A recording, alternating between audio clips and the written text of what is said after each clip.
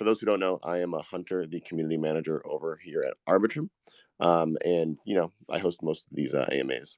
I'm also speaking here today with TK Tulip King, who is pretty much the CEO, or, you could say the founder of the Smulips. And essentially, definitely going to be like one of the biggest NFT launches on Arbitrum to date, that's for sure. So we're really just going to be talking about that today. If you want, Tulip King, can you give us like a brief explainer of what Smulips is, and just a little bit about yourself and how you got to this point? Yeah, sure. So it's a long story. I'll try to make it short and sweet. So basically, Smulips are 5,000 NFT collection coming to Arbitrum, built around or releasing on Trove, built around the treasury ecosystem. We have a lot of partners working in depth with, pretty much everyone launching on Trove. And yeah, about myself. I started in crypto a long time ago. I was beginning of 2019, where I started with mining, but I really just joined the NFT space last year where everything popped off. And I wanted to do a Web3 project for a long time. So I've been doing Web2 projects in the past with a few friends, and been doing organizations, gaming organizations, that kind of stuff. Mostly just, not really for the profit, just more for fun and as a hobby. But I really enjoyed doing projects in general, and I was fascinated by crypto. So yeah, I always wanted to do a project. And how the whole idea came along with Smulips, there's some more thought behind that some people may not know. So basically, when we had this huge NFT craze, it kind of reminded me of the Tulip Mania back in, when was it? I think the 1600s. Yeah.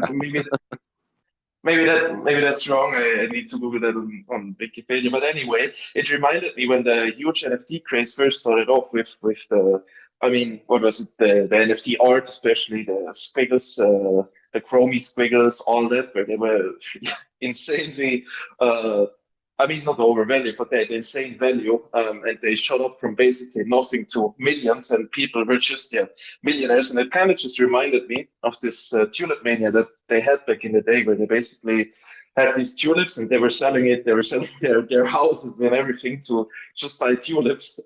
And that's how basically I kind of drew the idea from. I just thought, the NFT craze, tulip mania kind of fits together. And then I was looking around to see if there's already some collections existing. And there were like a few, but nothing was like profile picture focused or fleshed out. It was just kind of, tulip mania. Let's just make a bunch of tulips, like, not really much work behind it, and just release it. That was kind of what was happening. And I thought, that's kind of, a neat idea. And it hasn't really been done before. Not properly done. And that's how basically the Smulips idea started off. And the naming Smulips comes from small tulips because of the whole small and treasury ecosystem. So yeah, that's basically how it all started. I'm not gonna lie, like that actually makes so much sense. I would have never guessed that it was like kind of based off the tulip mania. I thought you just liked flowers and tulips specifically. Yeah, that would work too. But no, that was my main idea. Yeah. That's great. And how big is the team actually behind Smulips? Yeah, so right now we have 5 developers working.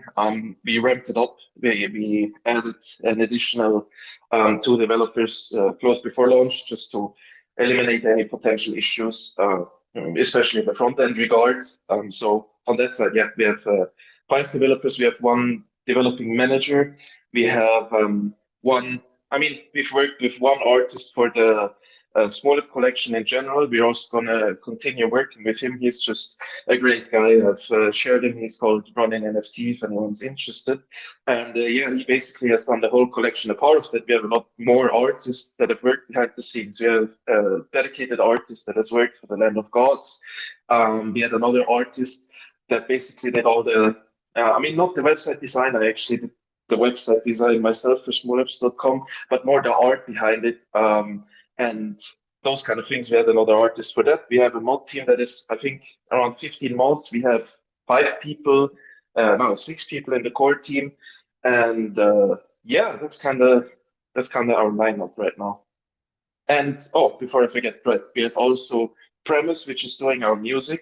He has also a few other projects running. Just a shout out to him. He's been, a great guy, and he's just really awesome. Music fits perfectly the retro vibe. So yeah, we have Premise that has done the whole music kind of to give our whole website another vibe and fit the whole lore aspect. And then actually we have the brother of Premise who does our lore and has been working for our lores and all the one-on-ones and in general the Smulips lore that we have developed so far has been behind that. So yeah.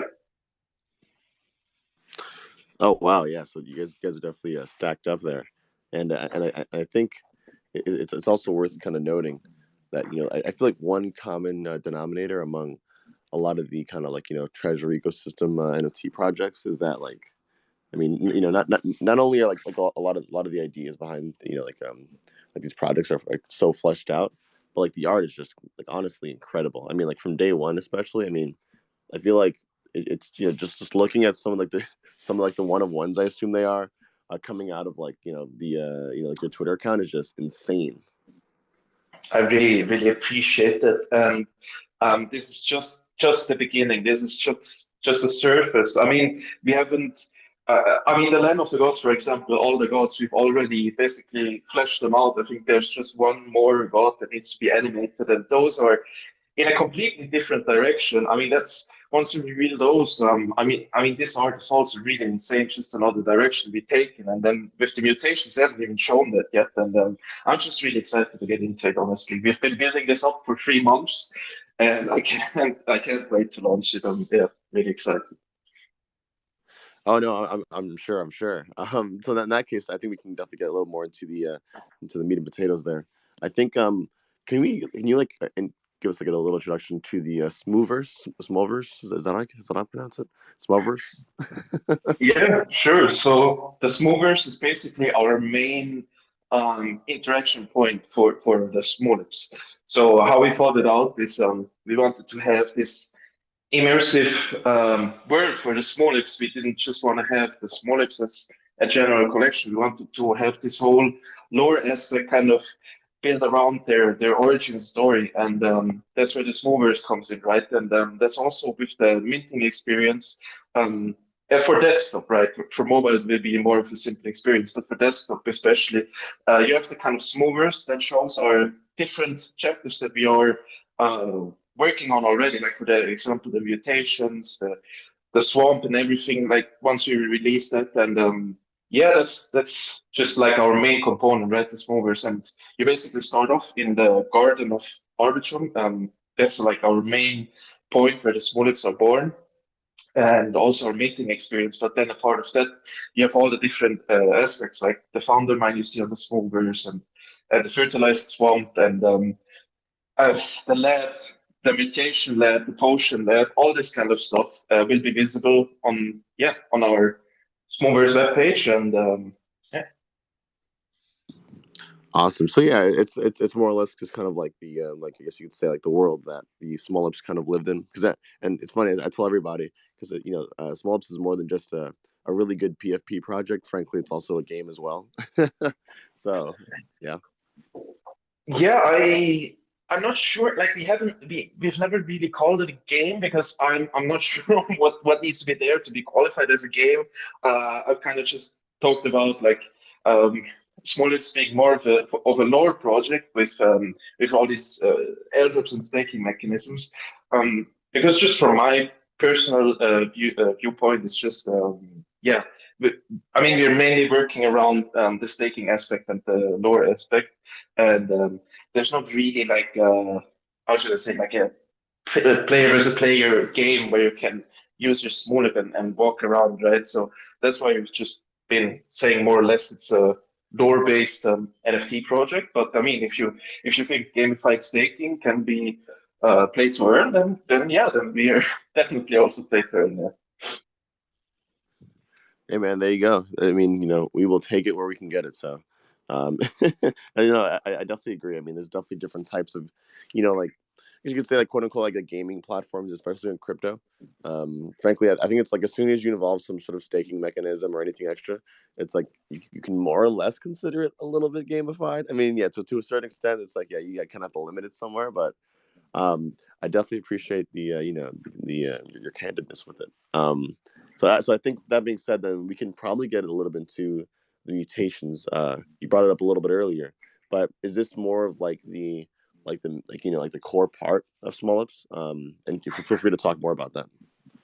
Yeah, sure. So the core part of the Smulips will always be our Genesis collection, which will mint tomorrow, right? The data clock. This will be our core part, and all the later phases will evolve or evolve around basically the Genesis collection. So the first phase we call the mutations and the mutants of the garden, rather, and with that I would just call it the first phase, right? I mean, the key aspect will always be the Genesis Smulips. And uh, what we do with the mutations, and maybe to explain it a little bit better, is we have fertilizers, so-called fertilizers, which you can compare to, I mean, yeah, it's not a new idea, right?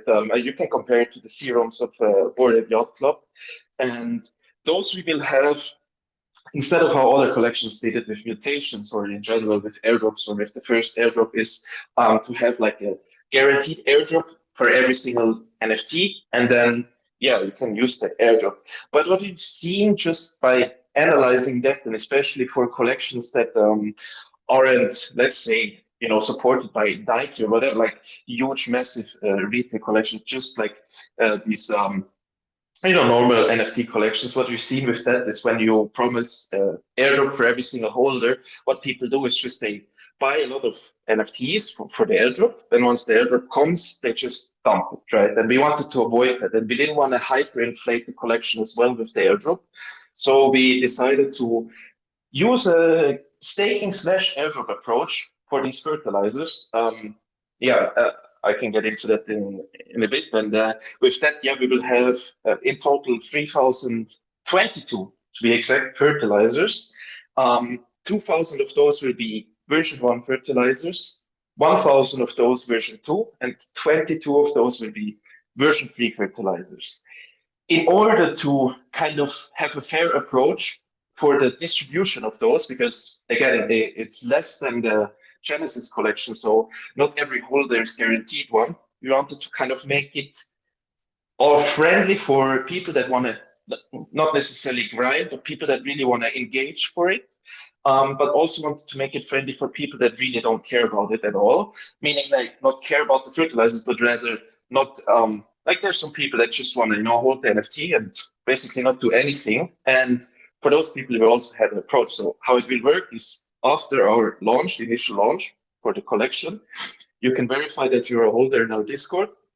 And in the first few, I mean, in the first 1, 2, 2.5 weeks, it depends on the demand from the people. We will have games, and we try to or aim for giving out 500 staking roles. And with those staking roles, so once you win a game in the Discord, you get that staking role. You basically have a guaranteed fertilizer in your hand if you submit your wallet.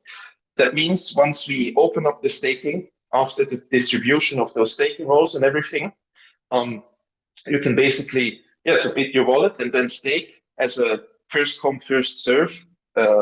Sorry, no. Let me rephrase that. If you have that staking role, it's guaranteed that you're able to stake. So you have a guaranteed fertilizer. After those staking roles have staked, after that 24-hour time window for them, the first come first serve staking starts. So that's basically for the people that kind of want to do something, they want to stake, but they're not really into, going into the Discord playing games. They just want to kind of have a shot at first come first serve.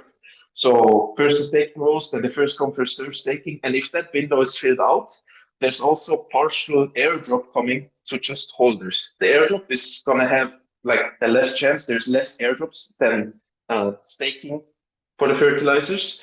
So yeah, we try to have a wide variety or range, we call it, to kind of satisfy our different holders for the for the Smulips. Interesting. And I think one thing I was very actually intrigued by, because I was looking at the white paper earlier, so I'm like a little familiar with like the process you guys are planning out. Is like your thoughts on like just in general like airdrops of NFTs like as a utility for like existing NFTs. So like I mean like it's like you mentioned earlier, like right, like mutations obviously similar to what Yuga did, but I think the big difference here is that you guys are pre-announcing it, right? So it's expected to come. I don't think the board apes expected to get like another NFT and another one after that. So I'd love to hear like your thought process behind like kind of pre-announcing this like this upcoming essentially like NFT drop as like utility for this one as well.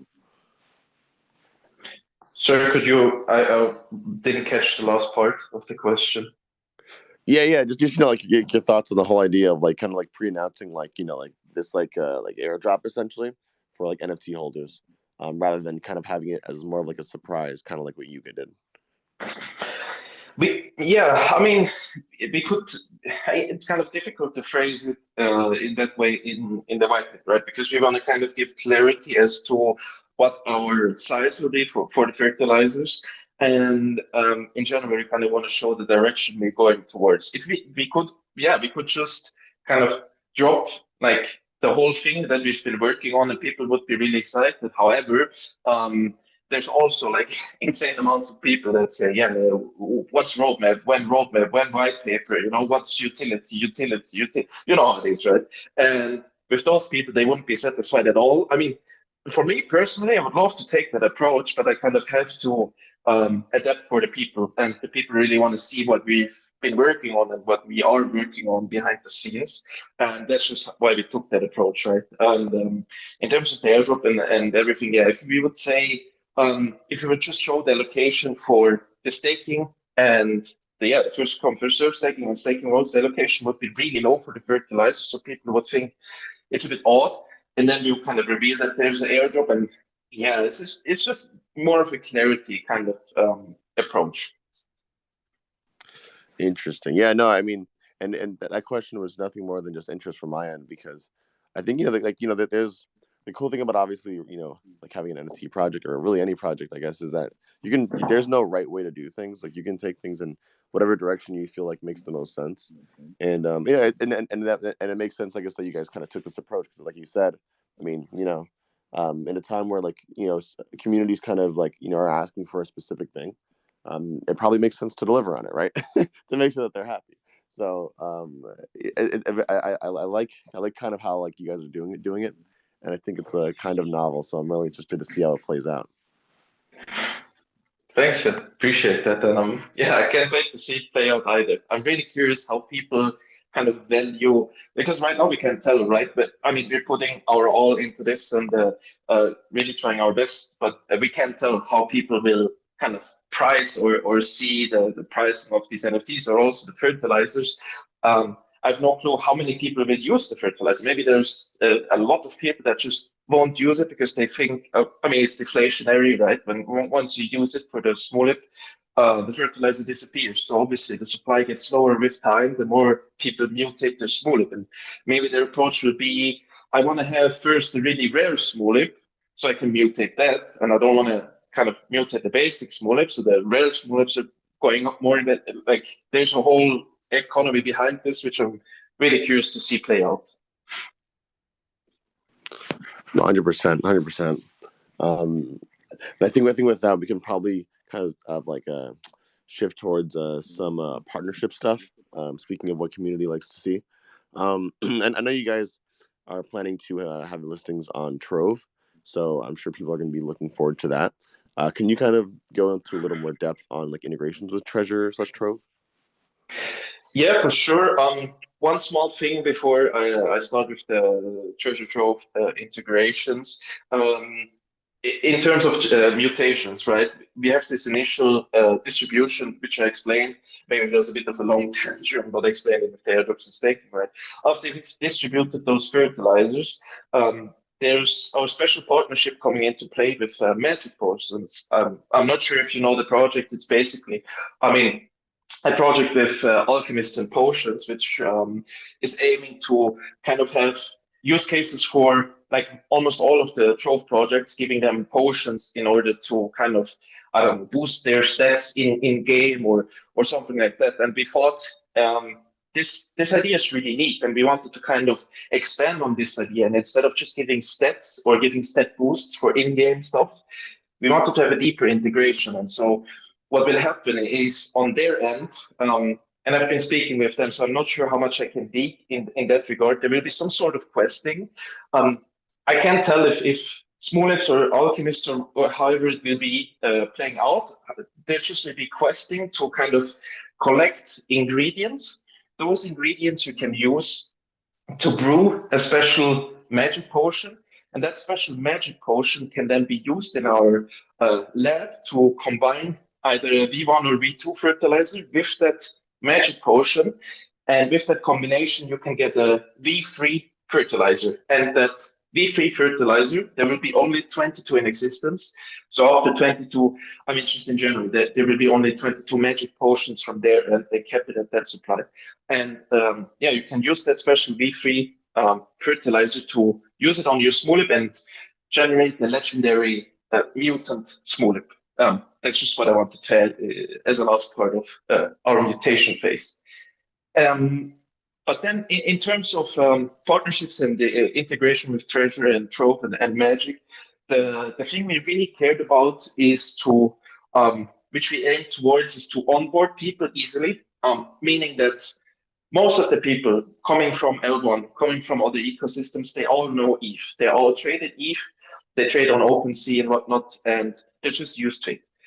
So we wanted really to be on Trove with ETH for that reason, for kind of easy onboarding. So all they have to do is bridge. And once they're bridged, I mean, then the marketplace is just kind of works the same as OpenSea. I mean, it's better than OpenSea, but you know, the core principles is the same. Just buy and bid and sort of that stuff. And after that, we're working with Battlefly with Flywheel to integrate Magic into our staking phases. So when I've been speaking about staking roles, staking Smulips for fertilizers, so on and so forth, the plan there is to stake your Smulip with Magic. So you need Magic, at least 5 Magic. You can select up to, I think it's 200 Magic. We kind of, yeah, it depends on the market. Maybe we update that threshold depending on the Magic price. However, yeah, you can decide how much Magic you want to stake with that. Gain APY from the Flywheel program. So yeah, you stake your Smulip with Magic. After the 2-week staking period, you get your Magic back, plus additional on top Magic from that APY from staking.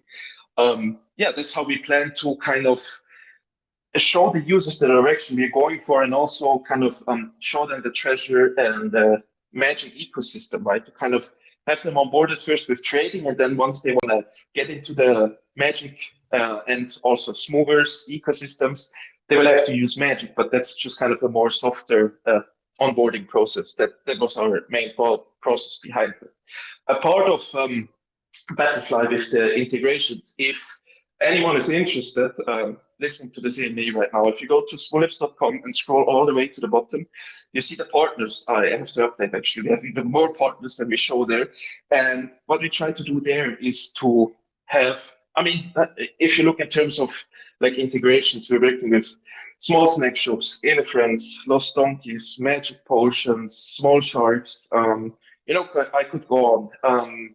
Just to kind of show the scope that what we're doing. And what we're trying to do in general is to give the other project and the Smulips both value. I mean, in the end, right, if you're able to use Smulips in their games and maybe something else, just in general, kind of generate the win-win scenario and make also Smulips possible to be used in other games as a side asset or as a kind of booster or whatever direction we take. We have a partnership manager for that, AR. So our partnership manager is managing the integrations, and he's trying to get a wide variety going. And yeah, that's how we aim to kind of integrate into the whole Treasure Magic ecosystem. And that's also why in the beginning of the project, I put the glue of the Magic Metaverse. I put that into the description of Smulips, and that's kind of our plan, right? To be the glue behind these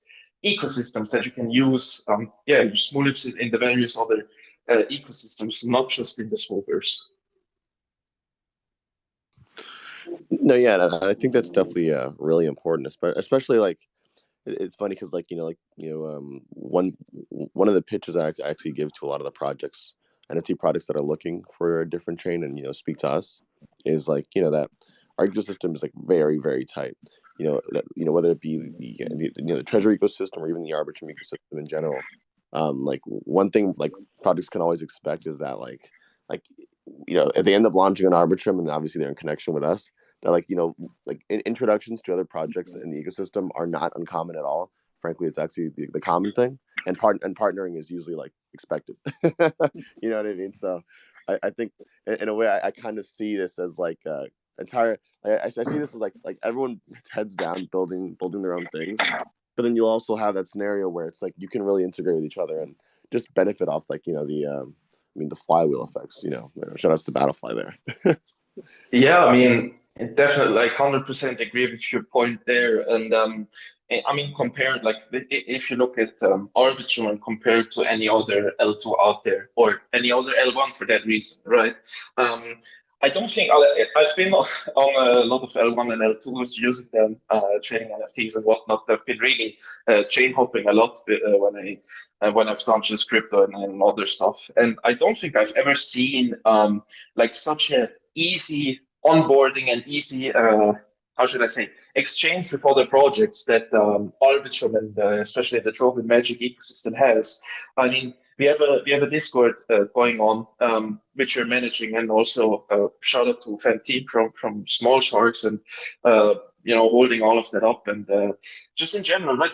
We have, I think, almost all, if not everyone, that is building on Trove in that Discord, all of the leads, all of the mods, even the mods from the projects, and that makes it just so easy compared to when you have to join a Discord and kind of open a ticket if you don't know the other person and try to get into contact with the leads and try to I don't know, whatever integration you have in mind, kind of establish it through that.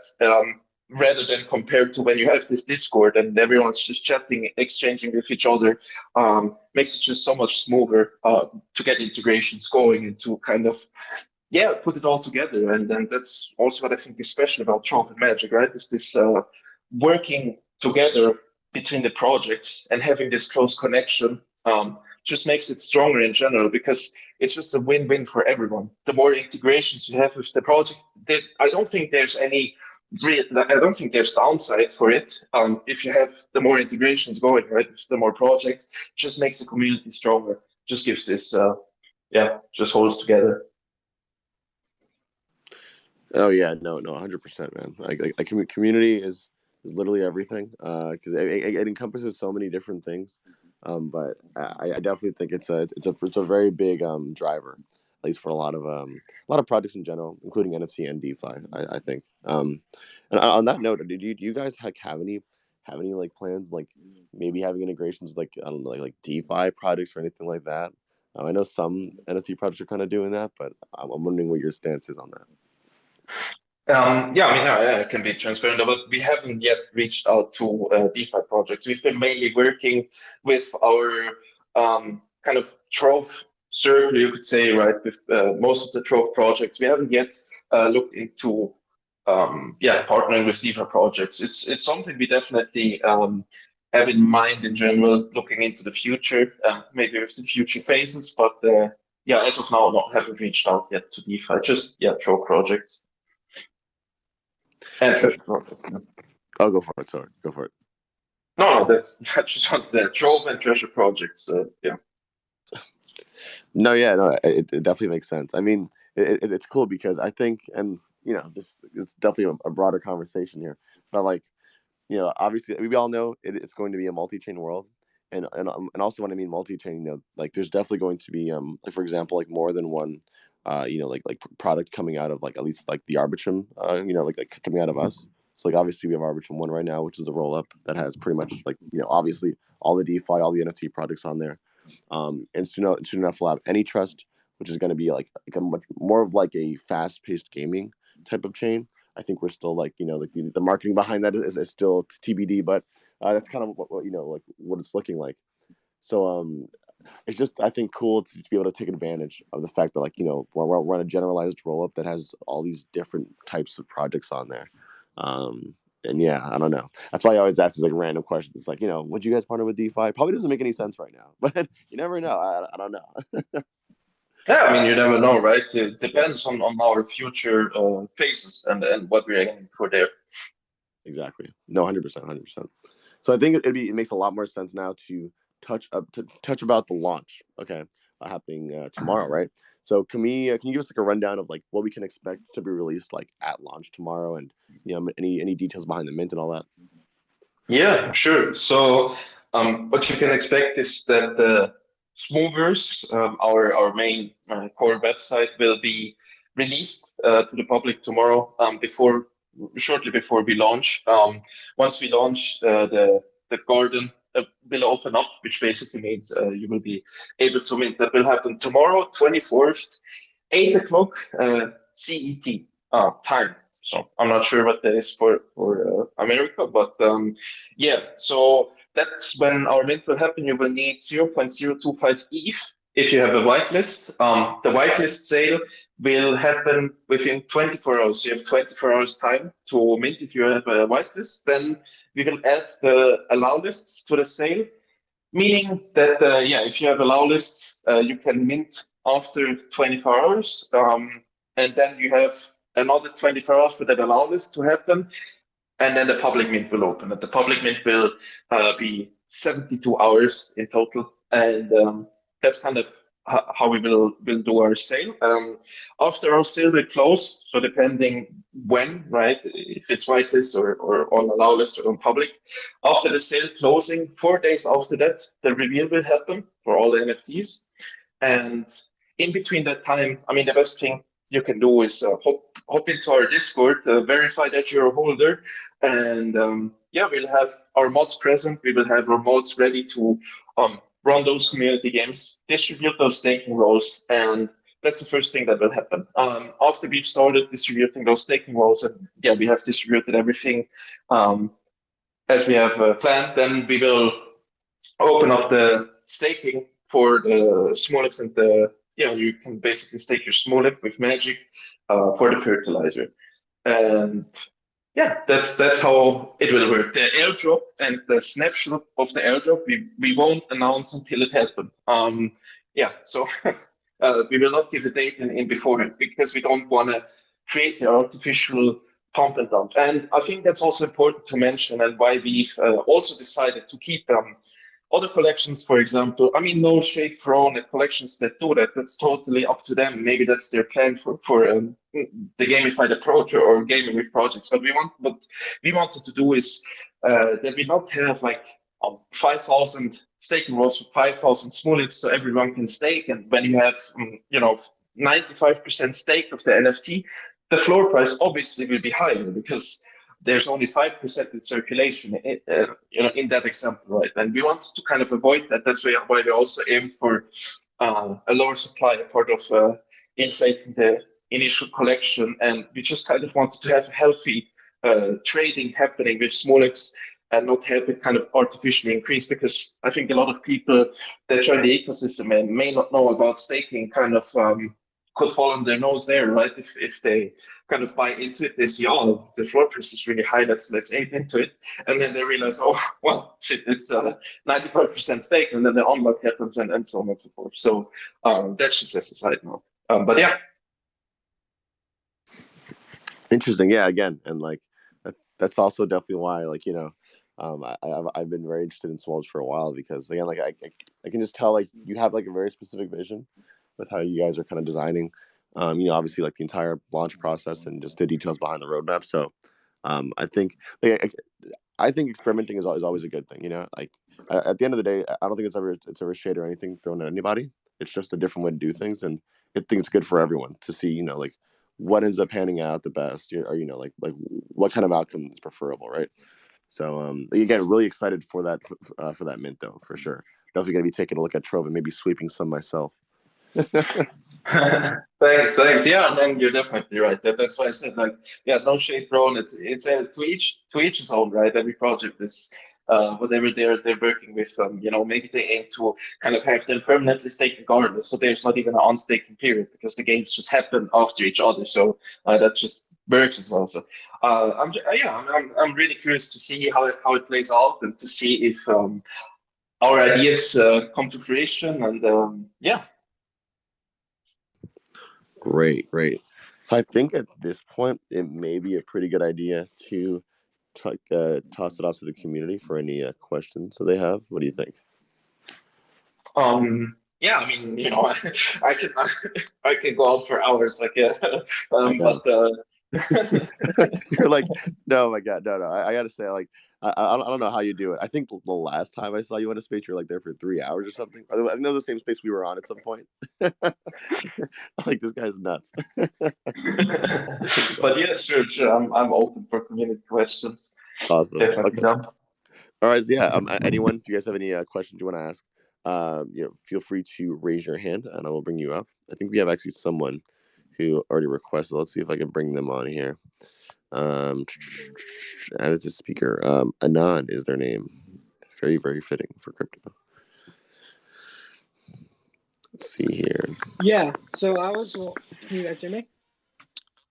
Oh, yep. Yeah. You're Awesome. up. So I was wondering if you guys were King, if you guys were ever thinking about distributing governance to stakers that quadratically that keep their NFTs staked, or Mhm. or have some sort of or continue to play for a certain period of time, or use a certain reward system that goes back to giving governance power to people who care about the project.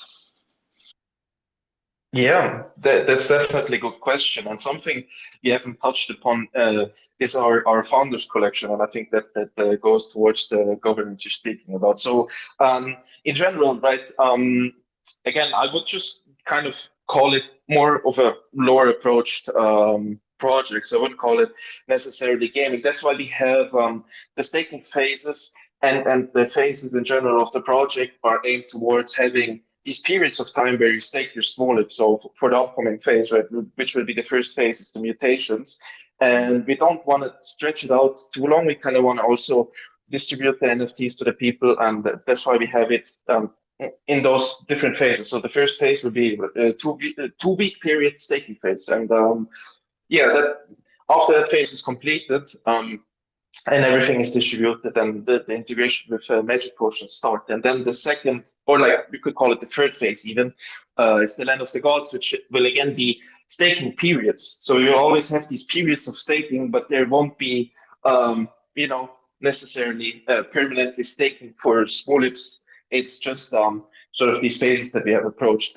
In terms of governance, what we aim to do there is we have the founders of the garden, which are 20 NFTs for 0.77 ETH. And those 20 NFTs are the founders, right? The founders collection. And those founders, we always check with them, especially if it comes towards making decisions and kind of the governance aspect you spoke about, is what we try to establish with our founders collection. And yeah.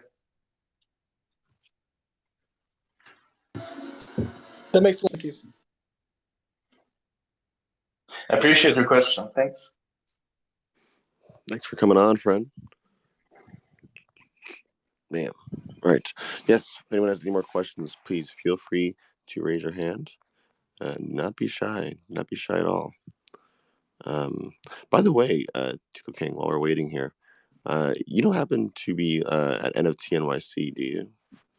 No, sadly not. I'm based in Switzerland, so especially with the launch upcoming, I couldn't make it to NFC NYC. I would have loved to. I would have loved to, chat with the small community there. Also, there was a small event for that, and yeah, but maybe I'll make it next year, hopefully. Oh yeah, no, yeah. I'm sure. I mean, if anything, it actually might make more sense to have maybe even like a meetup in like a field of like tulips or something. You know what I mean? Instead of like a convention. Yeah. Right. I mean, that would be awesome as a holder event, yeah. Yeah, exactly. That's great. I think we might be good on questions here. As you said, it actually is a little bit early here in the States, so that's probably why people are probably a little too tired, haven't had their coffee yet. But I guess it's cool. I mean, is there anything else you kind of want to like part of the community? I guess before we do kind of end things off here. Um, yeah, maybe, again, as I said before, right? We could do this for another 2 hours, but no. To kind of close it up, I want to maybe give some more insight, which I haven't spoken. I think I haven't spoken about the land of the gods a lot yet, right? It was mainly about mutations and our integration with partners. Oh yes, please. So yeah, I mean, the land of the gods. As I said before, I've been working with another artist that has been doing also pixel art for a living, and he's been doing that for a long time. And he's been working on the gods. I mean, there's just 5 gods, but he's been working on them for I think now 2.5 months now. So he's been really putting in a lot of work for these 5 special NFTs, and I just beyond excited to see kind of the response from the community, because it's such a different approach in art we took, because we wanted to have, I mean, if you look at Smulips, sometimes they're looking a bit goofy, they're looking funny, they're kind of likable. But what we try to establish with the gods is that they're really like can you, I think, call it omnipresence, or that they're really, giving off this godly vibe, right? That it makes sense that they are the creators of these elements. And that's what they're also based upon, right? There's 5 elements in the Smoovers, and those 5 elements exist of the 4 normal ones. So, you have fire, wind, earth, water, and then our 5th element is void. And that's our basically, our phase 3. And that's how it will happen is you have different statues, and these statues represent the different elements. So you have for fire and so forth. Yeah. And how it will happen is that Smulips can pray towards these statues, and praying, in parentheses, staking. And once there's 60% of the Smulips praying, the first god will reveal. And after that god reveals, there's a 2-week period, 2-week staking period. And that kind of then after that 2-week staking period, the god is raffled amongst the stakers. And the more Smulips you stake, the more Smulips you have. Also taking into consideration founders and mutants, the higher your chances of winning, of course, because each NFT counts as an entry towards the raffle if it's staked. And yeah, I mean, also maybe one last neat aspect which we try to do, and I mean, yeah, that was mainly also for the crowd we're trying to onboard into L2 and into Arbitrum. We're also working, or basically we have a partnership with Rarity Sniper, one of the most known tools for rarities. And I actually didn't know myself. I looked it up, and they actually have it deployed for Arbitrum. First I thought it was just for L1, and yeah, I didn't even know, so I checked it, and then yeah, they actually have integrations for Arbitrum. And so our collection will also be on Rarity Sniper, and after the reveal. So yeah, we've already been ironing out the details. So all we need to do, or all they need to do, is basically have the metadata of after the reveal, and then you will have also a bot where you can look up in Discord the rarities of the different NFTs. And a part of that, I mean, there's also treasure tools, right, for the rarity rankings, but Rarity Sniper is just more for the, I mean, don't want to call him normie crowd, but you know what I mean, just like the general L1 crowd that hasn't really touched upon L2 that much. They're also, like, all are familiar with Rarity Sniper, and that makes it easier for them to kind of figure out what is rare, what isn't, and, flex with the NFTs a bit better, and also check in Discord a bit easier with the bot integration that they have, and also really looking forward to that, yeah. And I mean, from my side, that, yeah, kind of concludes it. But if you have any other questions, or if anyone wants to jump up, feel free. Oh yeah, and then I guess just to comment on, like, I guess the 2 things there. Atlanta of the Gods. I mean, come on, dude, this sounds like more and more like a game. Like different little aspects, but no, yeah, no, I definitely understand you there. And I think, for what it's worth, like, to your other point about, like, not even knowing that for example, like ready tools like supported Arbitrum and whatnot. Like if there's anything like at least like from your perspective, or even anyone in the crowd feels like they want something to be supported on Arbitrum that isn't yet, feel free to like let us know, like let that team in question know, and like we're happy to get in touch and stuff. Like I feel like a lot of this stuff is sometimes just literally just not having communications in the first place, and all it takes is like one person to actually like desire something specifically. So definitely worth always bringing up. And I think we actually have someone in the crowd who wants to come up too. So let me go ahead and bring him up. Bam. Looks like his name is Crypto Earner or Arbitrum Transaction.eth. Very interesting name. Okay, that's very interesting. All right, you're up.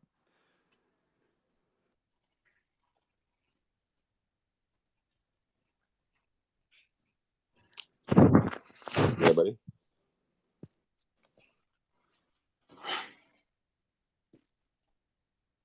Here, just in case, I'll also bring up Etherington. I love that name.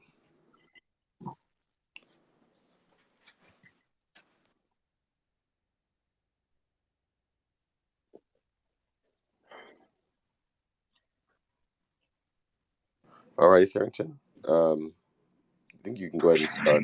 I'll probably bring it back up a couple later.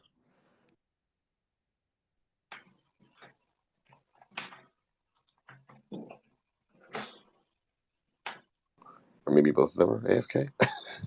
They both just literally raised their hand. Let me see.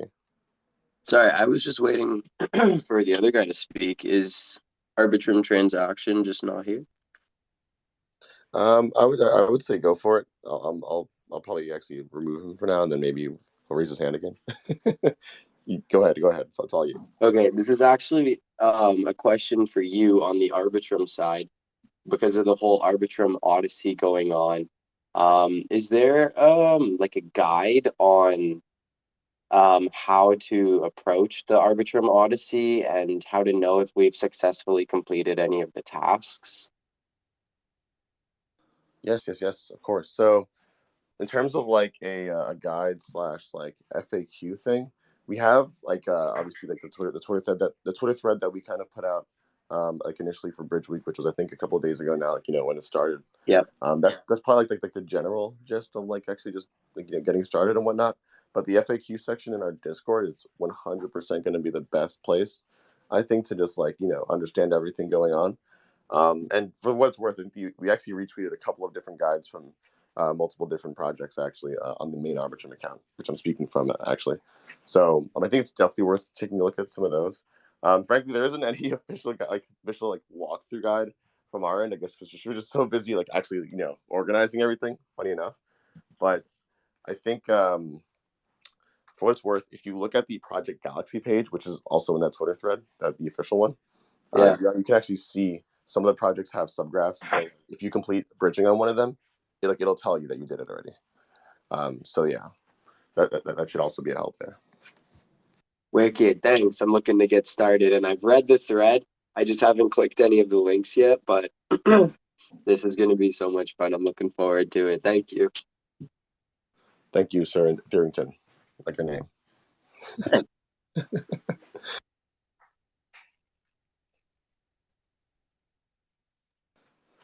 All right, is Crypto Earner Arbitrum Transaction.eth? Is he going to come back up? I'm not sure.